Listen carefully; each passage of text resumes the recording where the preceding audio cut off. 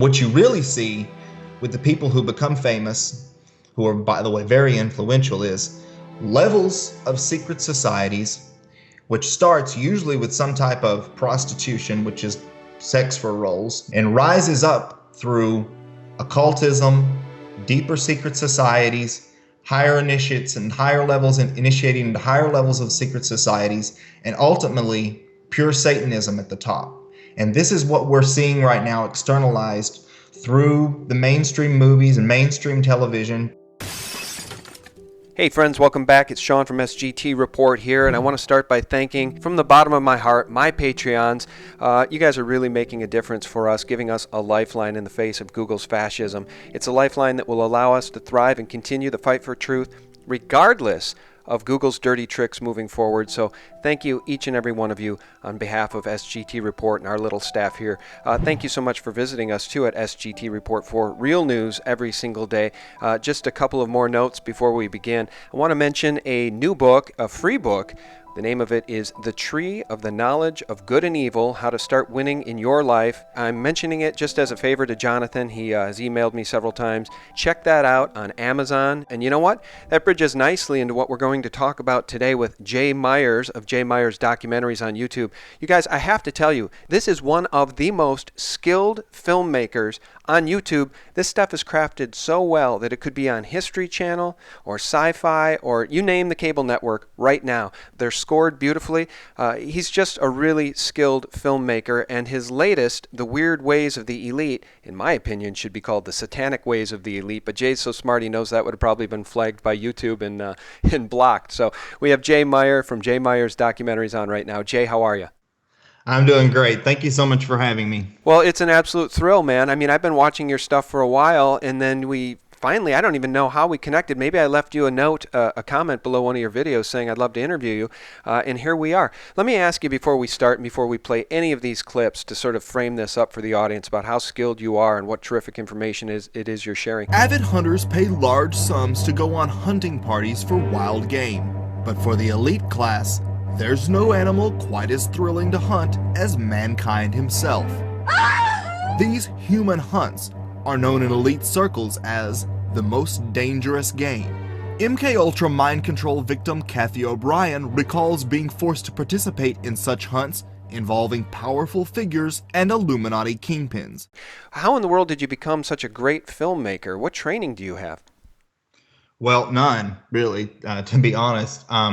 I've loved filmmaking since I was a kid, just running around the house with a camcorder.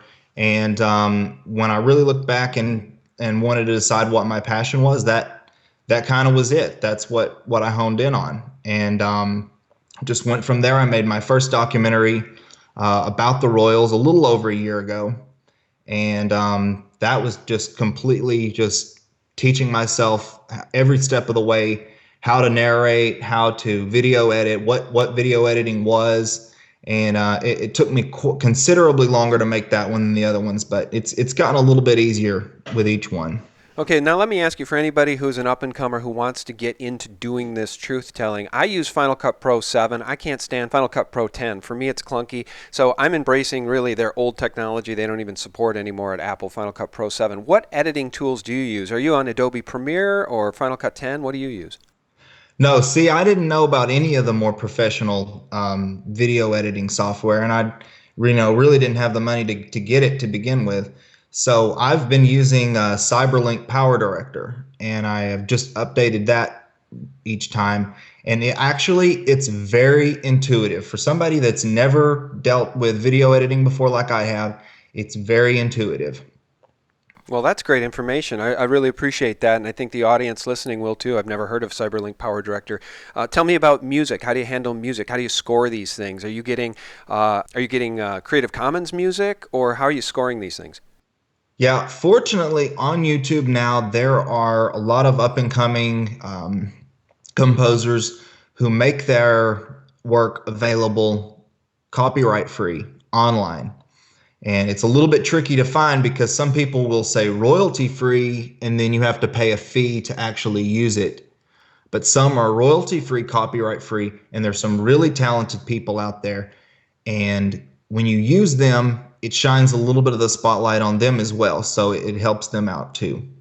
Yeah, I've used a lot of music from the name of the artist right now it's escaping me, but his website is incompetech.com, and he does some great work, and that's all Creative Commons, meaning as long as you give him credit, you can use his music. So it's a reciprocal relationship between the filmmaker and the musician, which I think is beneficial to both. And that's the beauty of YouTube too. So much of this wonderful content that's being put out there is being put out there absolutely for free. YouTube tried to do this deal here for a while, and I think some channels still do it, where people would have to subscribe to your YouTube channel, and might be $2 a video or whatever. They'd have to pay to see your content. That really never took off because YouTube, at least until Sundar Pichai came out and famously said there is no room at Google for fake news, YouTube was a really terrific level playing field, and the great content rose to the top. But here's the problem as it pertains to your content. You only have 11,000 subs, man, and you ought to have 100,000. You're really that talented. So anyway, I'm going to redirect people here to J. Meyers Documentaries on YouTube, and after you watch some of these documentaries and you're impressed as much as I am, visit him on Patreon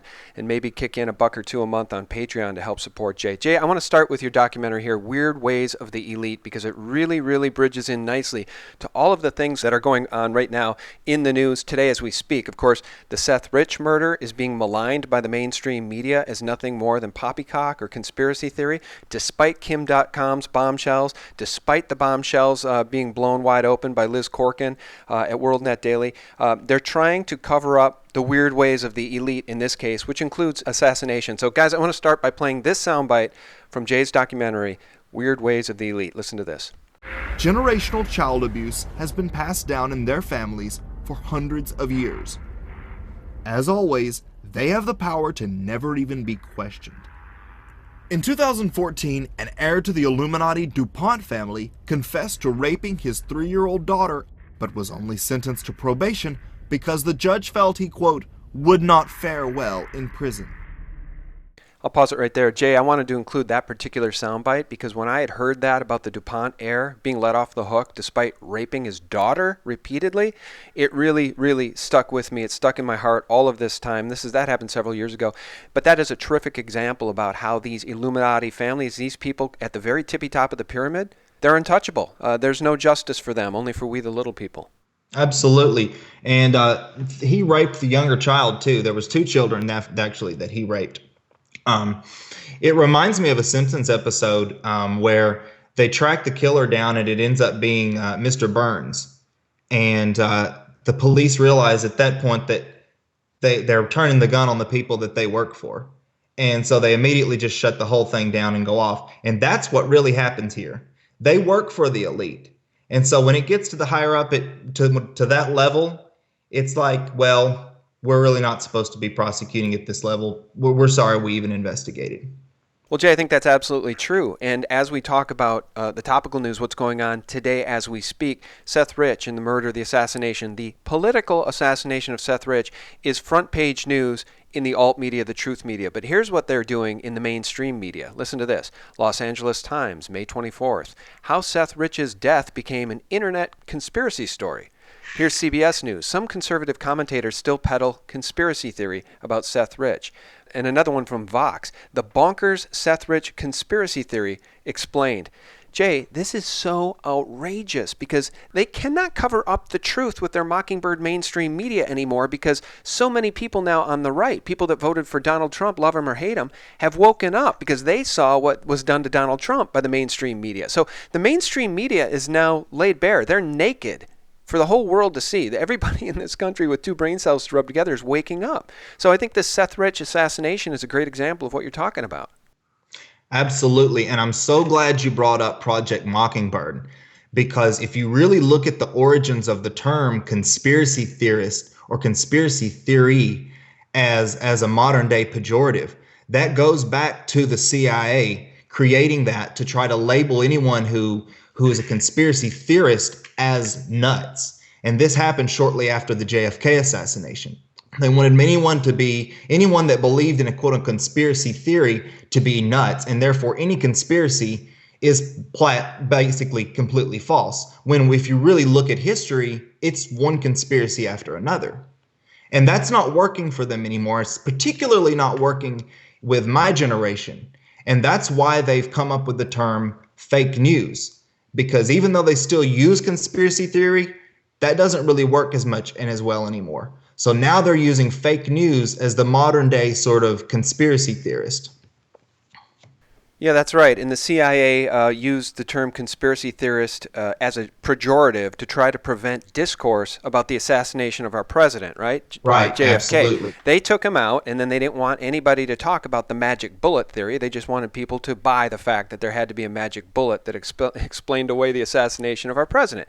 And that doesn't work anymore. And this whole fake news meme, right? When Sundar Pichai came out in November of 2016 and famously said, just in the last 2 days, we announced that we will remove advertising from anything we identify as fake news. That was the line in the sand, Jay. That became a useful tool. The fake news meme became a useful tool for the powers that be to demonize the truth media, the alt media, anybody that doesn't peddle the official story or State Department talking points. That just doesn't work anymore. This fake news meme, I roughly equate it to a little kid on a playground saying, nana, nana, nana. I mean, it's like, liar, liar, pants on fire. It's ridiculous. It's not even clever.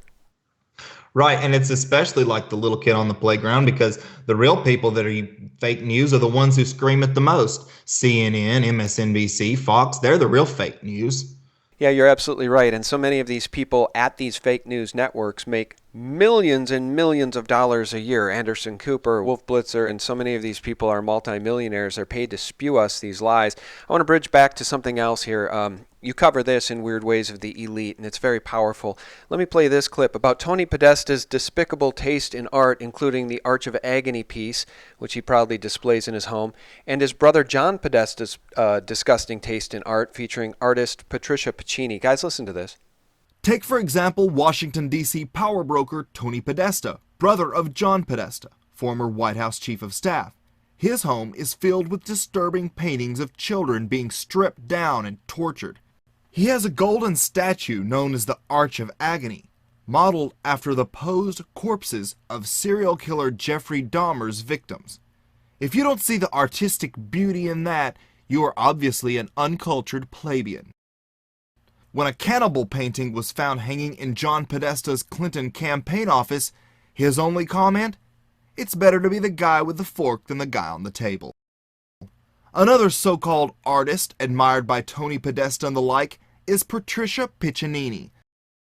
This woman creates realistic sculptures of absolutely grotesque, lifelike monsters and repulsive human hybrid creatures, often depicted clutching children in disturbing poses.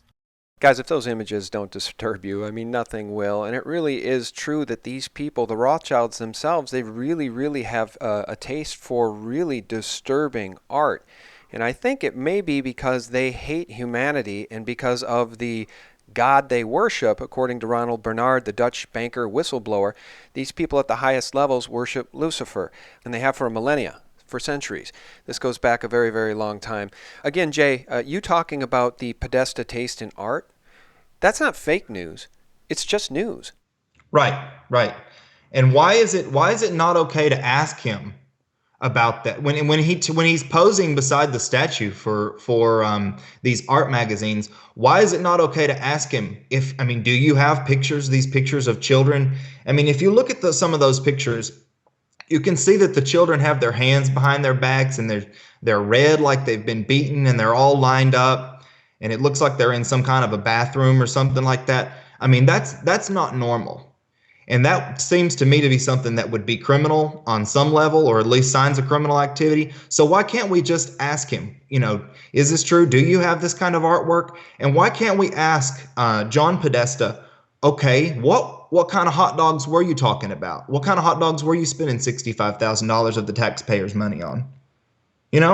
No, you're right. Well, I think it's actually proven that they do have this artwork. I mean, they've Right. written about it in New York magazines and stuff. They get praised for it by these same elite publications that cover up and say that anything having to do with a conspiracy involving the murder of Seth Rich is a conspiracy theory. Here's the funny thing about the Seth Rich thing: he was murdered, shot twice in the back. His assailants have not been arrested, and according to Kim.com, he was the WikiLeaks leaker who provided the 44,000 emails that led to the Podesta questions that we now have about Pizzagate. And of course, who runs to Podesta's rescue? the mainstream media by saying that's all fake news. That's all fake news, Exactly. and anybody talking about it is absolutely insane. And then Jeff Bezos from Washington Post gives John Podesta a job as a columnist. I mean, can we all now see clearly that these people are all in on it together? And if this was just a random mugging, why was it so important for the police to secure his laptop within hours of them finding his body? Well, that's right. Yeah, you're absolutely right. And there's all sorts of material and evidence now coming out. Whistleblowers, I guess a fourth-year resident at the hospital saying he was fine. He was in recovery. Those were not life-threatening gunshot wounds. He was in recovery, and within hours, all of these police and officials rushed into the hospital and essentially quarantined him off, and then he died. Not that long after, this particular whistleblower is saying he's never seen anything like it, and I suppose that's true if they murdered him in the hospital. Now, I haven't heard that, but I don't doubt that at all. Yeah, but we have no right to talk about that or ask questions without being called tinfoil. No. Yeah, we're just nuts for asking pertinent questions about the assassination, the political assassination of somebody who appears to have really pissed off Podesta and Clinton and Donna Brazile. Well, you got to make an example out of those people. Well, that's exactly what Podesta said in one of these WikiLeaks Podesta emails. We should make an example. I'm all for making an example of the leaker.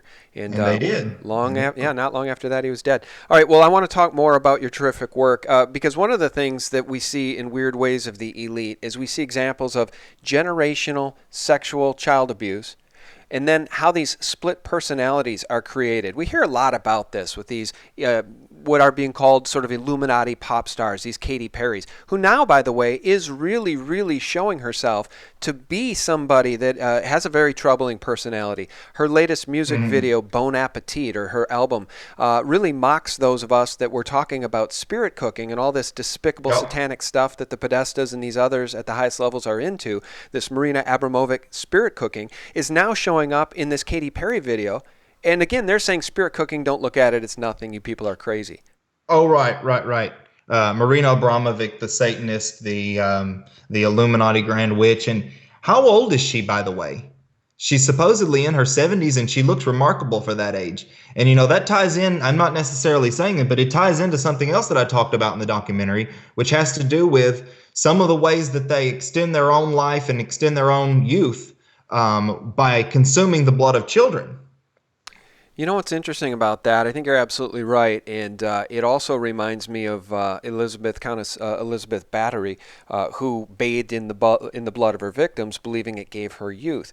And one does wonder what's going on with Marina if she really is 70 or older, which I've heard those same reports, because she does look remarkable. There's a show I like quite a bit on HBO called Silicon Valley. I think it's quite humorous and well produced. And in that show now, just on the last episode, one of the characters who plays a Silicon Valley power player, a CEO of one of these companies, he just lost his job, and now he's formed this new relationship with these guys in this startup. And in this last episode, he's getting a transfusion during a meeting from this young, youthful 22-year-old guy, and he calls him a blood bag. Regular transfusions of the blood of a physically fit donor can significantly retard the aging process. And Bryce is a picture of health. He looks like a Nazi propaganda poster. And he's like, oh, it's common knowledge now. Getting the transfusion, getting the blood of a young man makes me young. It reverses the aging process. So they're taking it all mainstream, just as you've probably seen with the Santa Clarita Diet with Drew Barrymore on Netflix, in which she's a cannibal. They want to mainstream all of this stuff, don't they, Jay? Absolutely. I haven't seen that episode or that show, but when I heard what you were saying, that is so surprising, because that is exactly what it's like. And I don't know if they carry them around in meetings or not, but in my mind, it's almost like they are trying to deliberately externalize this information for some reason or another. And we've seen a lot of shows and movies come out recently about the split personalities, about the dissociations, things like that. And like you said, the cannibalism, Katy Perry's video showing what's going on, some of the real stuff that they're getting down with in private circles that they're now externalizing to the general public through the mainstream media that they control. Well, that bridges us nicely into your previous documentary, Dark Secrets of Hollywood Revealed. Do you want to talk a little bit about that documentary? Because it really is a satanic hornet's nest. And they're really, I think you're right. I think it's the revelation of the means. They're now showing us and trying to brainwash the general public into accepting what they've been doing in the dark, what they've been doing in private, what they've been doing in secret for millennia. Right. And they want to see who's going to rise up against it and who's going to accept it. And that's part of the externalization. But the documentary about Hollywood sort of started from my wanting to expose what a complete fabrication it is. The entire cultural meme of Hollywood being this place where you go to become a star, and you know, the movie stars and the fame and the wealth and all that is really perverted by the satanic Illuminati system that has been in place, by the way, since the founding of Hollywood. And what you really see with the people who become famous, who are, by the way, very influential, is levels of secret societies, which starts usually with some type of prostitution, which is sex for roles, with, you know, being passed around to producers and things like that, and rises up through occultism, deeper secret societies, higher initiates and higher levels, and initiating into higher levels of secret societies, and ultimately pure Satanism at the top. And this is what we're seeing right now externalized through the mainstream movies and mainstream television.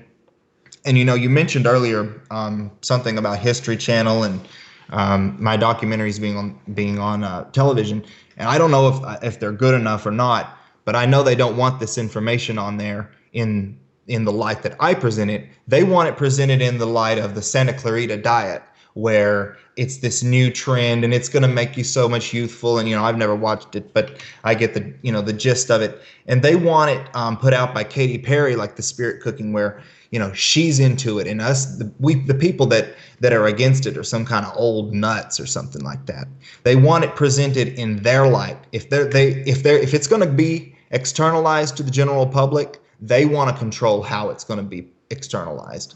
Yeah, I agree with you 100%, and I believe it's an age-old playbook by the enemies of humanity, and this gets very, very spiritual and biblical in the sense that those that stand against Jesus stand against humanity, and these are the people that hate humanity. And again, Ronald Bernard is right, and he mentions actually in that interview, in all fairness to him in the conversation, he mentions the Protocols of the Elders of Zion. He says, read it.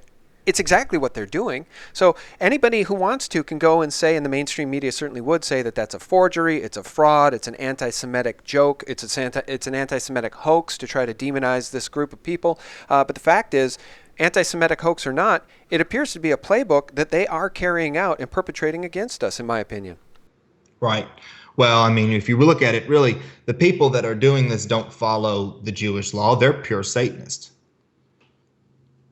Well, that's true, and I think the Satanists can come from a multitude of different backgrounds. You're right, it's not just one race or religion, and that brings us nicely into this last documentary I want to talk about. You guys, all of his documentaries are worth watching, but Royal Family Secrets Exposed is a terrific piece that will help you understand how at least this one aspect of the pyramid, of the Illuminati, the Queen, the Royals, the Windsors, how they have power, how they've retained power, and what their secrets are. I'll have to watch some of your other documentaries. Jay, maybe you've done one on the Vatican, maybe you've done one on the Rothschilds, but the Royal Family Secrets... Hoping to in the future. Okay, Royal Family Secrets Exposed is a very important documentary, and I want you to talk about it just a little bit before I play this important soundbite that will demonstrate just how much power Queen Elizabeth and the Royals still have. Why did you produce that one, and give us just a couple of the royal secrets? Well, that was the first one that I made, and that was because, in my opinion, that was the most glaring absurdity that I could point out and start to pull at the fabric of the Illuminati in people's minds and the tapestry that they've woven of incredible lies to the general public. That was the most glaring example that I could show, is that here we have a family of people in this day and age of supposed equality, who claim themselves to be superior to the general public, so much so that they have the right to rule over incredible amounts of people, not just England, and actually own all the land, so that the people that live there are essentially still modern day serfs to the royal family. And this is England. This is Canada. This is all of their the countries that she still has in her, that she still owns. And the royal family has throughout centuries done the same thing to their family, to their bloodlines, that the elite bloodlines do to their, which is the generational torture to create a total lack of empathy. And this is why we see a queen who's completely unable to relate to her people when the princess dies, totally unable to relate to the mass amount of sorrow being expressed by the general public. We see child abuse going on with Jimmy Savile that has connections to the royal family. And we see so many of the abuses that the royal family are doing worldwide.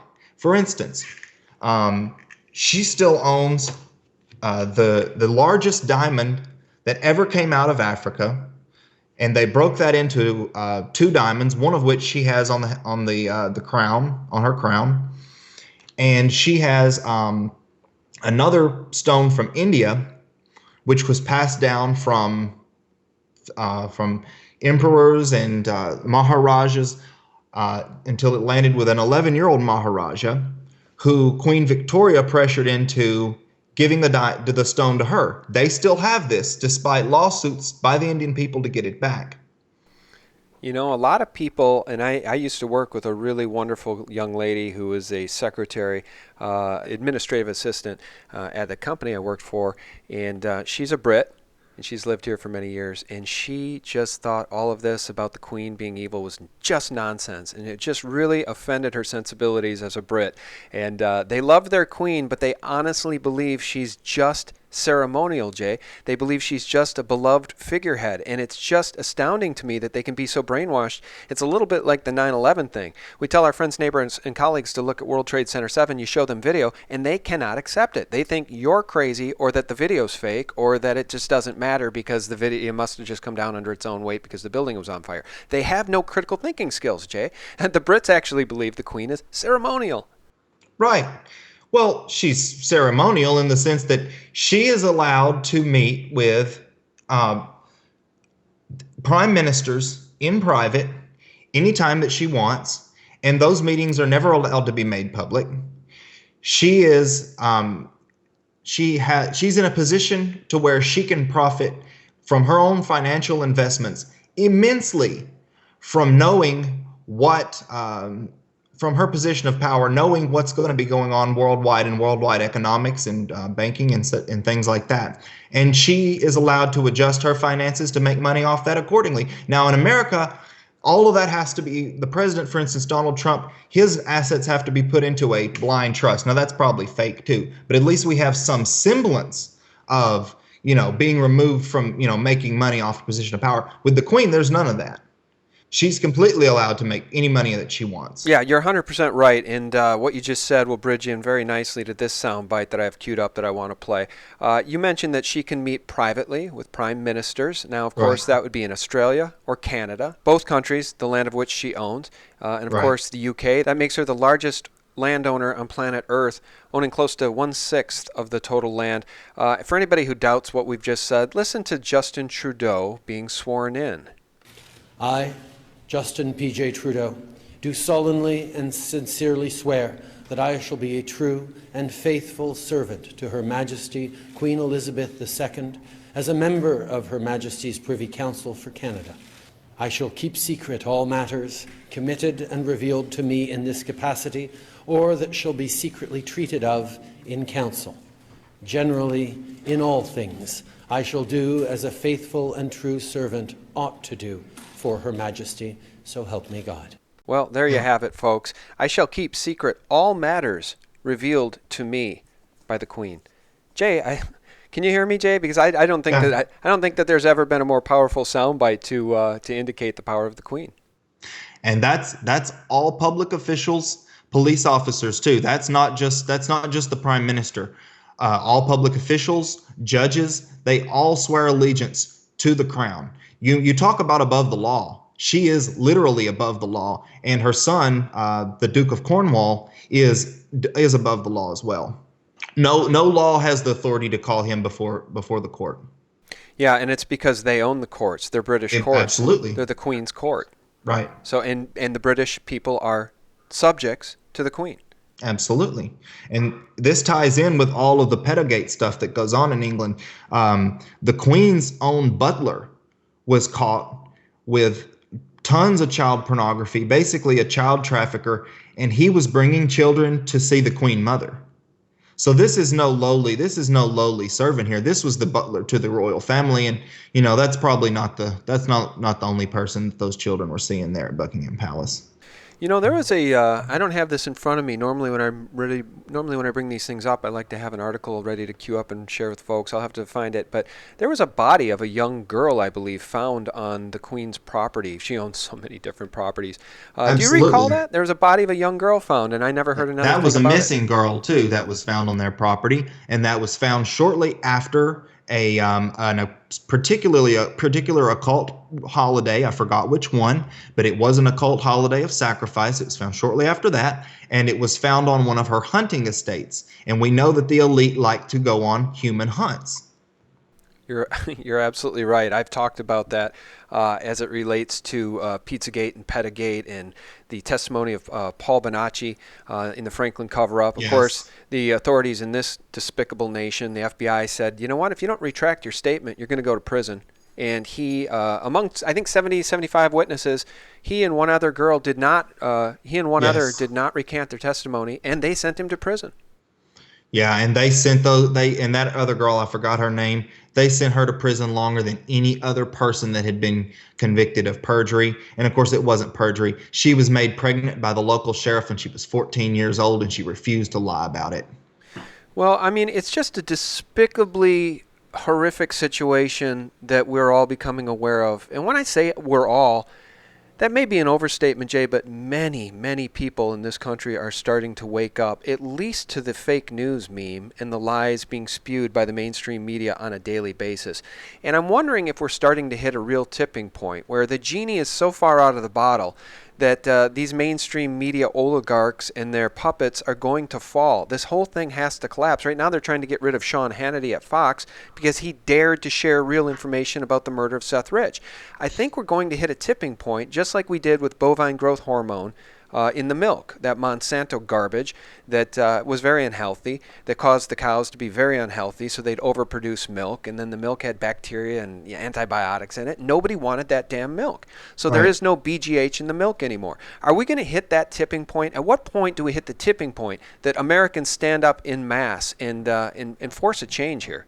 When you talk about a tipping point, it reminds me of what they were calling a little while ago the 100th monkey syndrome, or 100th monkey phenomena. Now that's kind of been disproven, or a lot of people say it's disproven, but nonetheless there is some truth to it, in the sense that an idea starts to catch on, and it starts to spread to a point where it reaches critical mass, and the critical mass of the people accept it.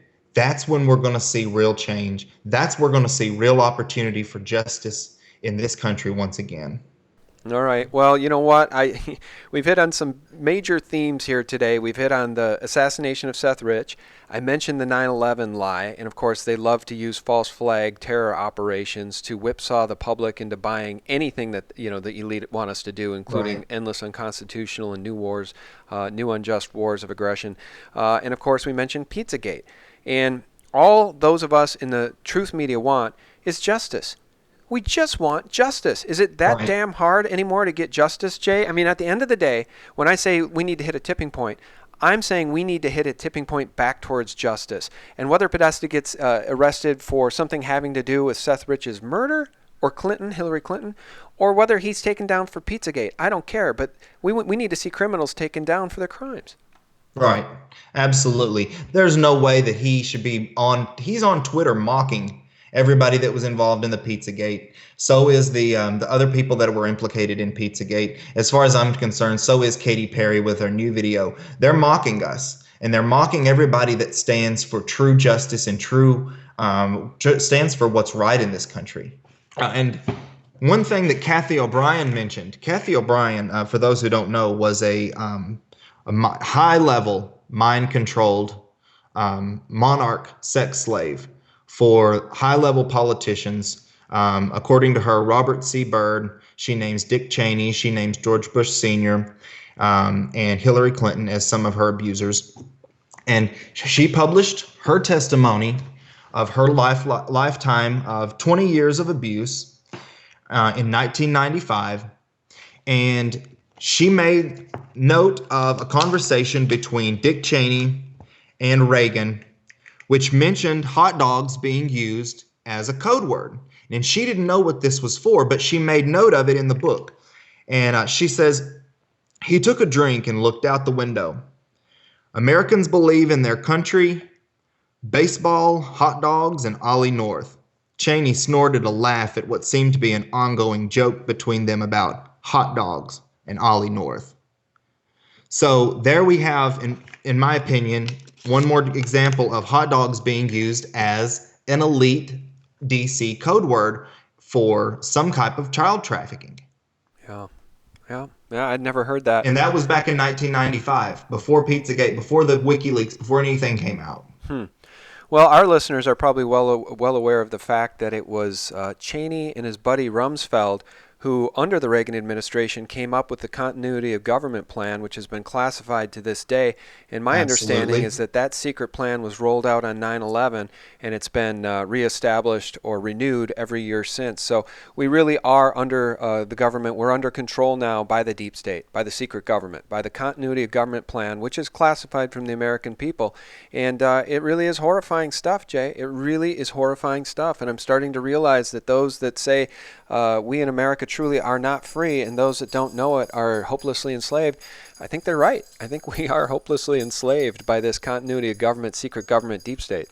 There was a coup and we had no idea. We had no idea. All right, guys, if you can hear that rattling in the background, that's my dog. His name's Happy. He's a good boy. I'll try to show a picture here. We Happy. We brought him home from the pound, and he's a rescue dog. He was going to be put down in Mississippi, and then this pound that we have in our area, they brought him up because they had room. So they rescued him. Okay, they rescued him from a kill shelter. Yeah, and so he's a good dog, and he's a lucky dog too. He's a lucky dog. His name's Happy. That's the name they gave him, so we just kept it because he's a good boy. He's a happy dog. Oh. Hey guys, I really do appreciate y'all listening, and thanks for tuning in. And you know, when I mentioned that Jay Meyers, that Jay only has 11,000 subs, that's not because people aren't watching his content. I mean, his documentaries are being seen by hundreds of thousands of people, thousands of times. So it's because his content is so good that I want you to go over to Jay Meyers Documentaries and show him some love by subscribing. Jay, remind us how else we can find you. You say you're on Patreon? Thank you so much. Yeah, I'm linked up on my YouTube page on Patreon. I have a Facebook page, Rediscover Reality, where I share links to things that are going on. And I want to thank you so much again for having me. Hey, it's my absolute pleasure. I mean, one of the best things that I get to do out of this is I get to have conversations with really interesting, like-minded people, which, Jay, you probably know that's hard to do in our everyday lives. We can't have these conversations with most of our friends, neighbors, and colleagues. Absolutely. You know, we need to form some kind of a network because it really is isolating to know what's going on and have everybody around you be completely asleep.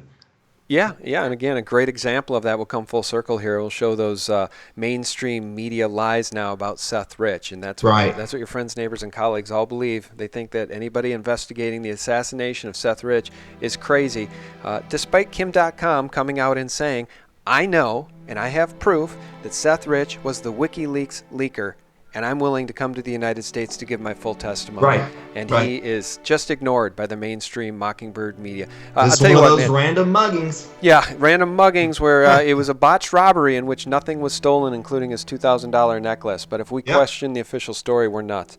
Yep. Well, there you have it, Jay. May truth prevail. May truth prevail. Thanks so much for joining us. Thank you. All right. And guys, thank you so much for joining us. I really do appreciate and want to thank my Patreons over at Patreon SGT Report. You're really making a difference for us, so thank you so very much. And thanks for checking us out at survivalmode.us, the health store that Sophia Smallstorm and I have partnered on. I recommend the Magnesium Cream just as one product to get you started. And thanks for checking us out at thephaser.com and thelibertymill.com. Real news 24/7. God bless. When the truth does come out about Pizzagate, about Pedogate, about Seth Rich, about all this stuff. They're going to go back to the Washington Post and the New York Times and CNN and all the papers that were printing their version of the facts, calling us crazy. There should be investigations into what their motive was to print those false stories.